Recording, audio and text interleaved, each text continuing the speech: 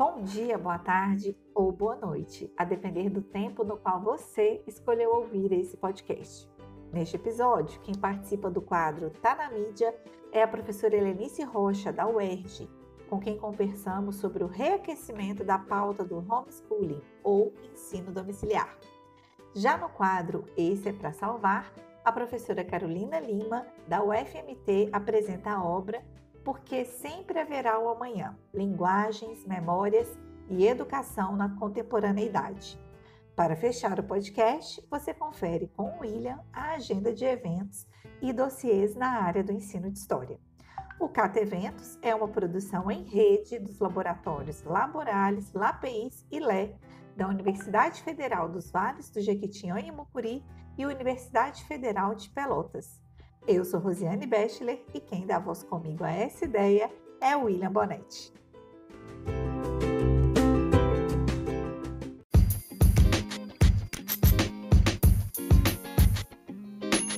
Tá na mídia.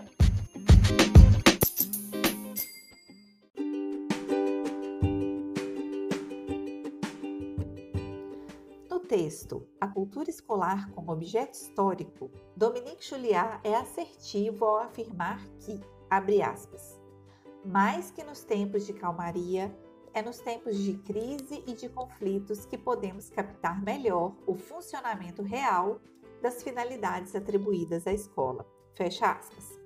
O texto, traduzido e publicado no Brasil em 2001, assim como as pesquisas que sobre ele se debruçaram, apropriando-se do conceito de cultura escolar, contribuem para uma virada epistemológica no campo de debates sobre as particularidades e finalidades da educação e dos saberes escolares. Mas o direito constitucional à educação básica e a importância da instituição escolar para a formação das nossas crianças e adolescentes é volta e meia colocado em xeque pela pauta do homeschooling, ou ensino domiciliar, que é, por sua vez, de tempos em tempos reaquecida, particularmente em tempos como esses, de crise e de questionamentos das pautas democráticas e republicanas. Para falar um pouco mais sobre essa disputa, que é política, social e ideológica, convidamos Helenice Rocha, pesquisadora do ensino de história e professora na Universidade do Estado do Rio de Janeiro. Professora Helenice, muito obrigada por aceitar o convite e nos trazer elementos importantes para compreendermos e nos posicionarmos frente a esse quiprocó, ou poderíamos dizer, engodo.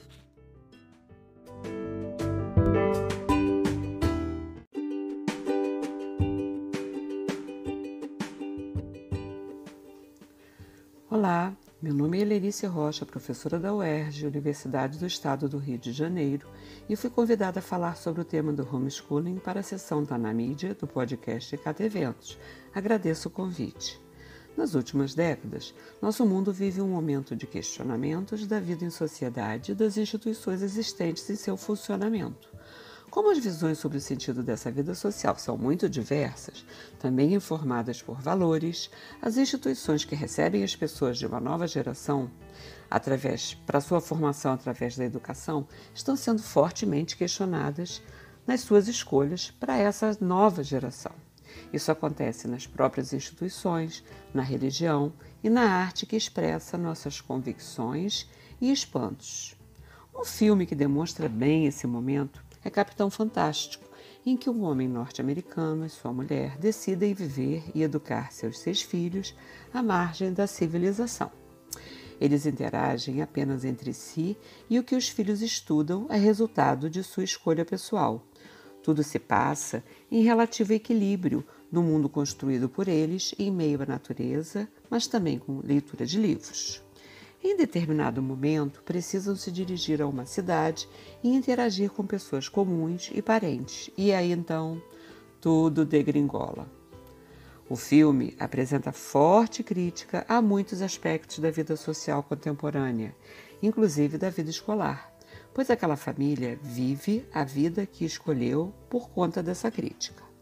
Mas seus filhos, que não tiveram oportunidade de escolher nada, se tornam estranhos para o mundo e chegam a questionar as escolhas dos pais.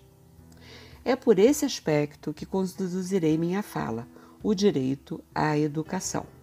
A minha fala sobre o homeschooling, sobre a educação domiciliar, que vocês podem ter pensado que eu esqueci de que eu estava falando, né? Não, todas essas voltas foi para chegar neste lugar a partir da perspectiva do direito à educação. Vamos ao tema do Tá na Mídia, o projeto da oferta domiciliar do ensino básico, em análise neste momento no Senado Federal, após a aprovação pela Câmara dos Deputados. Em nosso país, a escola tem sofrido nos últimos anos muitos ataques. Os professores têm sofrido cerceamento da livre cátedra, os currículos escolares têm sido criticados e direcionados para pautas conservadores. Mas isso não parece suficiente. Quando a escola expressa perigos e inseguranças que estão na sociedade e os pais precisam mandar seus filhos obrigatoriamente para ela. Assim, acompanhando um movimento que ocorre em diferentes países do mundo, por diferentes motivos, mas também informados pela crítica e o medo à diferença, famílias têm reivindicado o direito de educar seus filhos em casa. O PL 1338 de 2022 é uma das promessas de campanha do governo Jair Bolsonaro e foi assumido por representantes da bancada conservadora do Legislativo em sua pauta de costumes. Nele, afirma-se que as famílias que possuírem um membro com nível superior, que se responsabilize pela educação básica dos filhos, que vai da educação infantil ao fim do ensino médio, podem matricular esses filhos em uma instituição para acompanhamento, reuniões periódicas e avaliações, e realizar tal ensino em domicílio. Não há outros requisitos, tais como haver uma necessidade ou impedimento de ir à escola, como justificativa. Exige-se que o estudante tenha frequência, o que é algo difícil de ser mensurado, que seja avaliado pela instituição de ensino anualmente, o que aumenta o intervalo em relação à escola, e cria um perigo quanto a um eventual abandono da tarefa de ensinar, por um lado, e de aprender, pelo outro. Que o ensino acompanhe a BNCC como currículo obrigatório, que garanta a formação integral aos estudantes e que garanta a convivência com a família e com a comunidade. Voltaremos a esses aspectos. A aprovação do PL não parece ter mobilizado massivamente a sociedade até agora. Neste momento, após 2 semanas de aprovação na Câmara e recebimento pelo Senado, a consulta popular sobre apoio ao projeto mobilizou em torno de 64 mil pessoas. 34 mil a favor e 30 mil contra, o que evidencia interesse limitado e amostragem dividida da sociedade sobre o tema, à parte considerações sobre quem tem interesse nesse tema. Retornarei a 2 pontos mencionados entre as exigências do PL. A formação integral. O que é a formação integral propalada em nossa Constituição? Quem está habilitado a ministrar essa formação? Além da Constituição, temos uma LDB. Os pais conhecem o que exige nossa Constituição? O que exige a LDB? Eles conhecem a nossa legislação educacional? As políticas que são atreladas a essa Constituição? Nossos especialistas em educação conhecem. Segundo Carlota Boto, especialista em educação que tem sido muito chamada a se pronunciar sobre o tema, a escola atende a 3 principais tarefas em sua faceta como escola republicana, o que ocorre especialmente a partir do século XIX até os nossos dias. Ela é uma instituição que amplia a socialização das pessoas que estão em formação, a partir do núcleo familiar, a instituição que oferece os conhecimentos científicos selecionados pela humanidade como os necessários para os seus novos membros, através de uma vinculação forte com a escrita, já que esses conhecimentos estão organizados em bases escritas, portanto, exigem o domínio da escrita. E, como terceiro elemento, a partir das práticas culturais vivenciadas nesse espaço, a escola deve inserir os estudantes na civilização, o que tem a ver com a socialização, por um lado, com aqueles conhecimentos já mencionados por outro, mas também com todas as vivências que podemos chamar de regramento ou de contenção, que fazem parte das culturas escolares. A necessidade de contenção ou regramento da atenção, da energia, do movimento, da fala, da vontade, das frustrações, etc. Na educação infantil, se inicia esse processo, que conforme avança a faixa etária e o domínio de conhecimentos, se diferencia até o ensino médio. Os pais, em casa, durante o período do ensino remoto das escolas, fizeram N registros, o que foi registrado também em muitos memes, sobre o que era vivenciar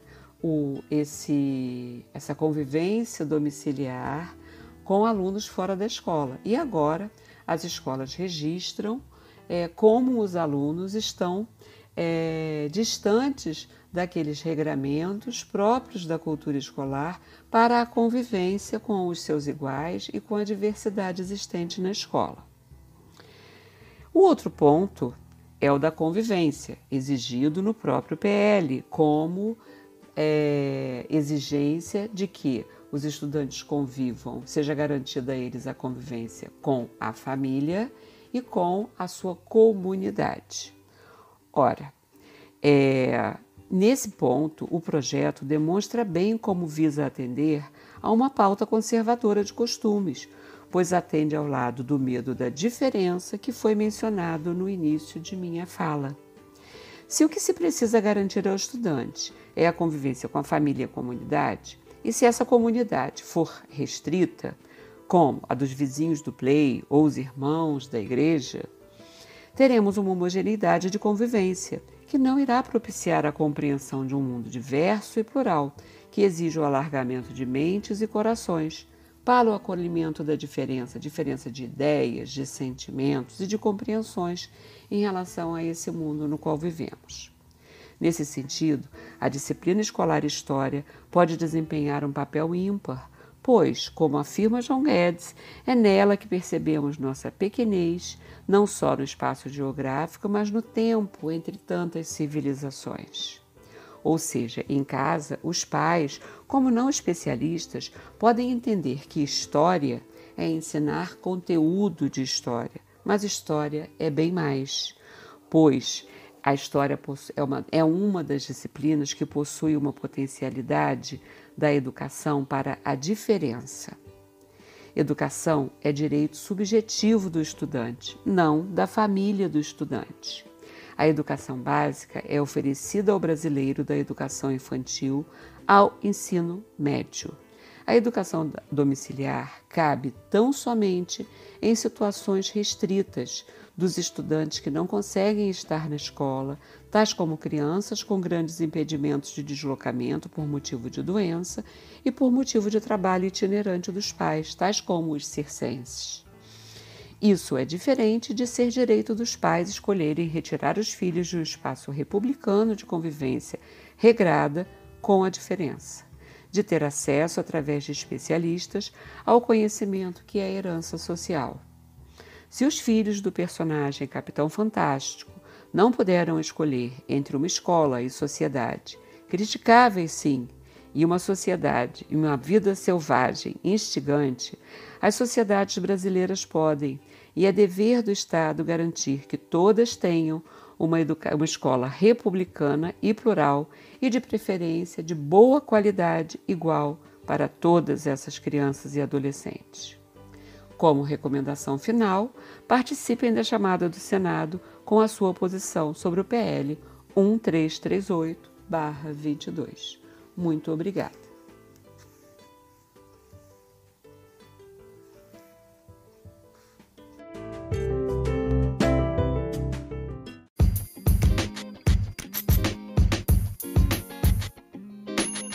Esse é para salvar.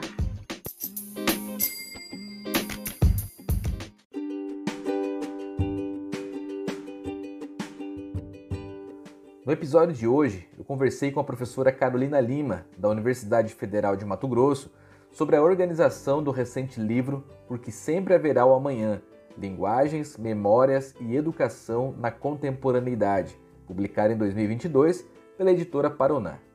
O livro contempla um conjunto de reflexões sobre temas contemporâneos que envolvem a educação, a política, o ensino de história, o ensino de literatura e as práticas pedagógicas da educação básica e da educação superior, a crise da pandemia da Covid-19, bem como ponderações sobre o resgate do estudo da língua latina. Professora Carolina, seja muito bem-vinda.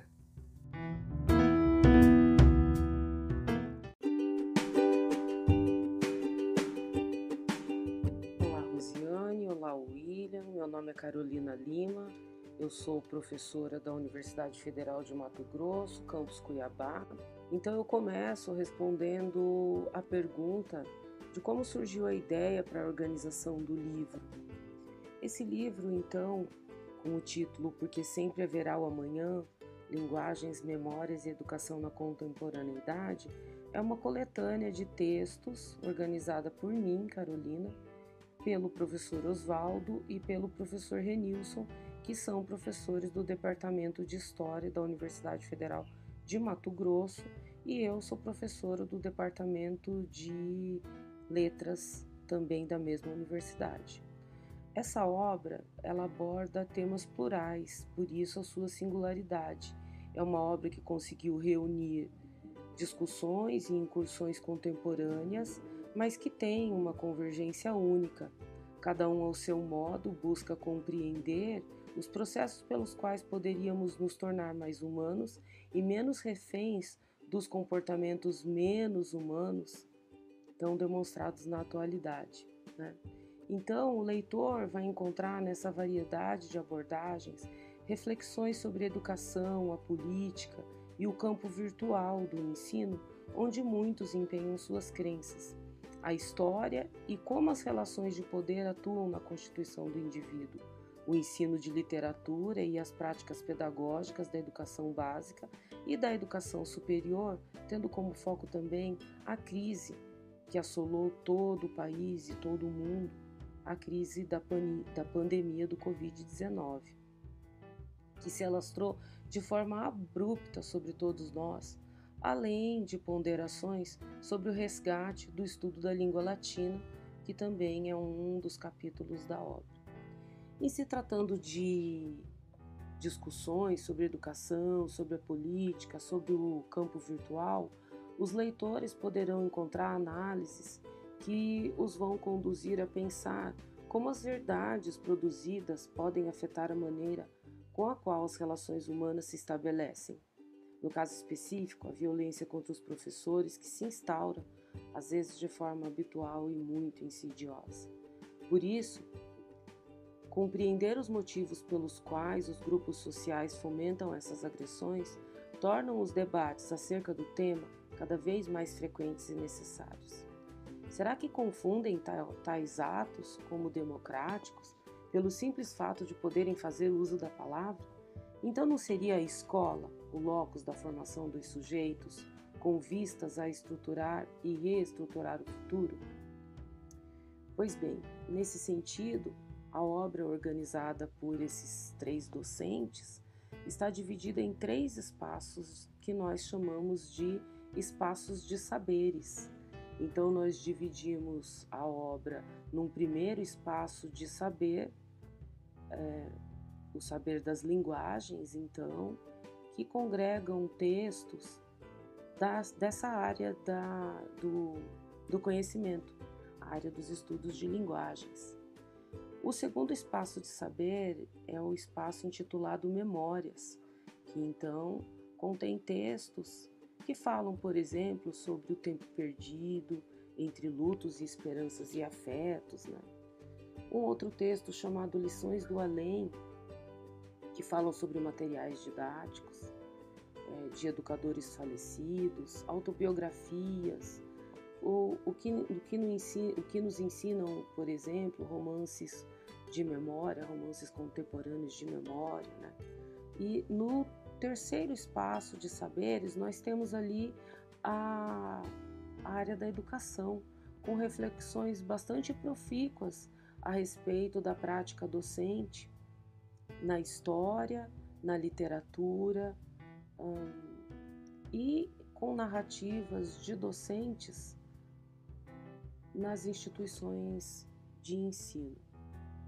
Essa obra, então, apresenta trabalhos que versam sobre esses estudos nessas áreas: estudo de linguagem, memória e educação. E então, eu respondo à última pergunta a respeito de quais contribuições esperamos que essa obra traga para o ensino e por que é necessário, salvar essa obra que vai ser distribuída, está sendo distribuída de forma gratuita em PDF pelo site da editora Paruna. Então, por que salvar essa obra? Nesse sentido, percebe-se que os trabalhos apresentados são importantes no que se refere ao movimento narrativo feito pelos docentes para que o ensino, a pesquisa e a extensão continuassem a acontecer nesses 2 últimos anos de pandemia. O leitor vai encontrar narrativas docentes da área da linguagem, da área da memória, da área do ensino de história, que valem a pena serem lidos como narrativas que trazem grande contribuição para esse fazer que é o fazer docente.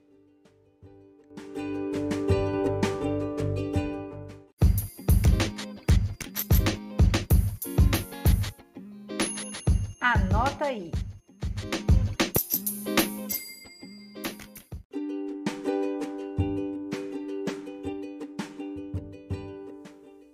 Entre os dias 9 e 11 de novembro, ocorrerá o 13º Encontro Nacional de Pesquisadores do Ensino de História, o ENPE, que será realizado na cidade de Recife, em Pernambuco, com o tema A Pesquisa e Ensino de História em Tempos Presentes, Tensões e Reconstruções. Inscrições e mais informações pelo site www.empe2022.abe.org.br. Entre os dias 19 e 23 de setembro, ocorrerá o 14º Congresso Mundo de Mulheres na cidade de Maputo, Moçambique. A oficinária 3, Mulheres do Mundo Contemporâneo, Feminismo Negro e as Epistemologias do Sul na Educação por Pedagogias Decoloniais, está sendo organizada pelas professoras Ana Lúcia da Silva, da Unifal, e Franci Rodrigues da Guia Niemen, da UniOeste. Participe deste evento. Entre os dias 7 e 10 de setembro, ocorrerá o evento estadual da Ampu Paraná, na cidade de Foz do Iguaçu. O evento, que será 100% presencial, ainda está com chamadas para inscrições de trabalhos até o dia 20 de junho e conta com os simpósios temáticos na área do ensino de história como o ST9, Ensino e Aprendizagem de História, Desafios Contemporâneos, o ST10, Ensino e Aprendizagem Histórica e o Mundo Digital, o ST16, Neoconservadorismo, História e Ensino de História, Uso do Passado e Desafios do Presente, e ST23, o Ensino de História em Perspectiva, Saberes Profissionais, Formação Docente e a Aprendizagem Histórica. A revista História e Ensino, da Universidade Estadual de Londrina, está com chamada para publicação em dossiê intitulado Avaliação das Aprendizagens em História, Práticas, Teorias e Políticas. O período de submissão vai até o dia 30 de junho de 2022. A revista Aedos, da Universidade Federal do Rio Grande do Sul, está com chamada aberta para publicação no dossiê intitulado O Ensino de História e os Desafios do Tempo Presente, Disputas e Narrativas, Mídias Sociais e Negacionismos. E esses foram alguns dos destaques dos próximos eventos e chamadas para publicações na área do ensino de história.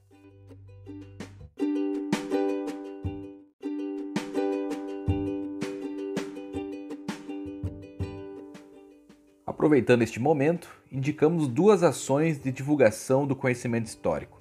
A primeira é o podcast História para Você, organizado pelo grupo de pesquisa Oficinas da História, coordenado pela professora Helenice Rocha, na UERJ.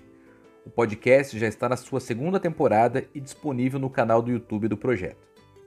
A segunda ação é o podcast Minutos da História, organizado pelo professor Mauro Dillmann, da Universidade Federal de Pelotas, e vinculado ao Laboratório de Ensino de História da mesma universidade. O Minutos da História está disponível no Spotify.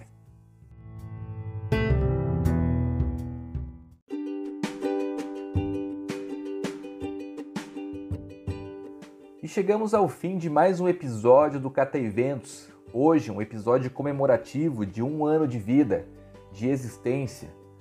Rosiane e eu agradecemos imensamente a todos e a todas que nos acompanham aqui pelas diferentes plataformas, aos nossos colegas e parceiros que contribuem enviando seus áudios com reflexões e sugestões de eventos na área do ensino de história.